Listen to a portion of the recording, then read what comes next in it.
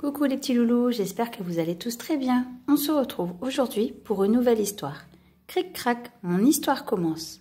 Tom fait un cauchemar.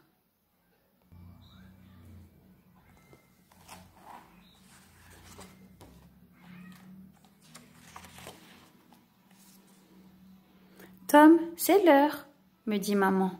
Il est temps d'aller dormir. Allez, va te mettre en pyjama. Je monterai te faire un gros câlin.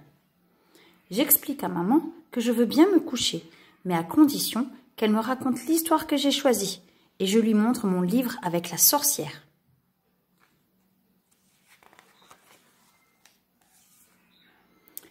Assise sur mon lit, maman commence l'histoire. C'est une histoire de sorcière qui vole dans le ciel avec son balai. Je sens que je vais avoir peur. J'aime bien ça.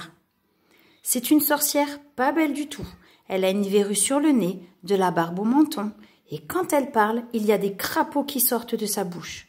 Dans l'histoire, elle fait des misères à tout le monde.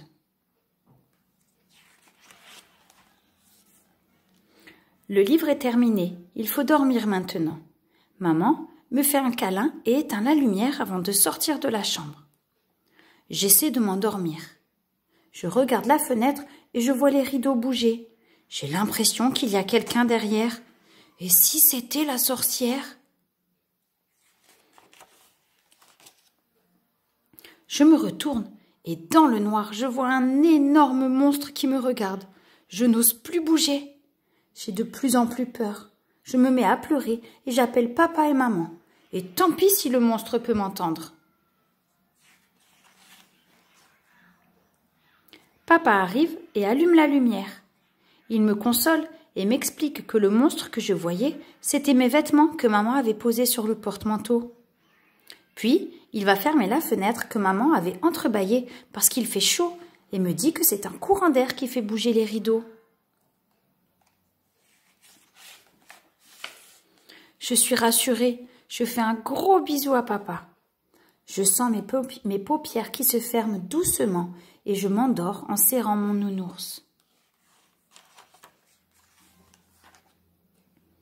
Tout à coup, je distingue une lumière au bout d'un tunnel sombre. Je suis très intriguée. Avec mon nounours, je pars voir ce qu'il y a là-bas. J'arrive dans une grotte où il y a des crapauds qui sautent partout, plein de bouteilles et des ustensiles bizarres. Je m'approche de la table. Assis sur un bocal, un crapaud me regarde. On dirait qu'il sourit. Maintenant, j'entends quelqu'un qui respire très fort, puis j'entends des petits rires. Je me retourne. Au secours, c'est la sorcière en vrai. Qu'elle est laide, elle me fait guili-guili sous le menton.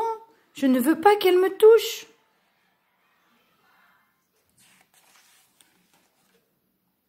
En ricanant, elle me prend sous son bras pour me mettre dans un chaudron fumant.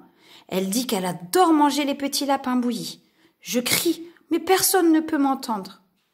Elle me jette dans le chaudron, mais il ne fait pas chaud du tout. Au contraire, il fait même très froid. Et je tombe dans un trou qui n'en finit pas. Et je tombe toujours.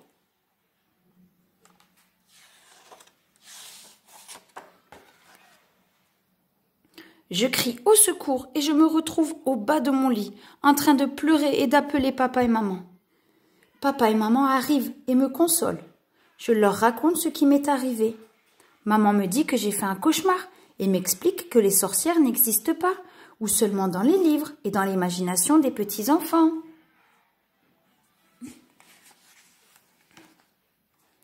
Je demande si je peux dormir dans leur lit. Maman me répond que c'est le lit de papa et maman et que moi, je dois dormir dans mon lit. Je reste dans les bras de maman qui me chante une chanson. Je suis bien. Puis, maman s'allonge près de moi en me tenant la main. La nuit est silencieuse. Je m'endors doucement. Maintenant, je n'ai plus peur et je vais faire de très beaux rêves.